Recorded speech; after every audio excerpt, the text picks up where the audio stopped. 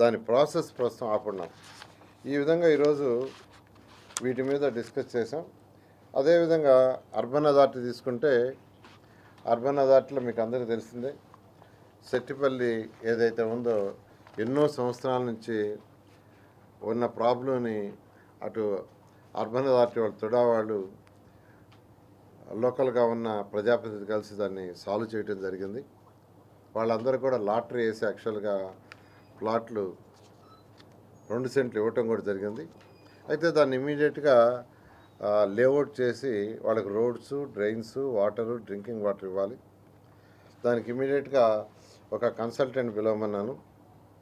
దాన్ని immediate consultants పిలిచి కన్సల్టెంట్కి ఇచ్చి దాన్ని ఎస్టిమేషన్స్ వేసి ఆ ఎస్టిమేషన్ చేసి వెంటనే టెండర్లు పిలిచి ఆ వర్క్ కూడా టేకప్ చేసి ఏదైతే మాట ఇచ్చారో దాని ప్రకారం వాళ్ళకి లేఅవుట్లో రోడ్లు, డ్రైన్స్, వాటరు, డ్రింకింగ్ అన్నీ ఇవ్వటం జరుగుతుంది. Thank you. ఇంకేముందా?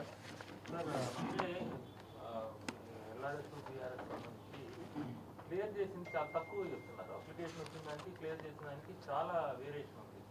అది సిబ్బంది చాలా నిర్లక్ష్యంగా ఉన్నారు, చాలా కంప్లైంట్స్ ఉన్నాయి. ఇలా కాదండి, అవన్నీ వెరిఫై చేయాలి. యాక్చువల్గా మేము కూడా డిస్కస్ చేసాం, రాష్ట్రం మొత్తం డిస్కస్ చేస్తున్నాము.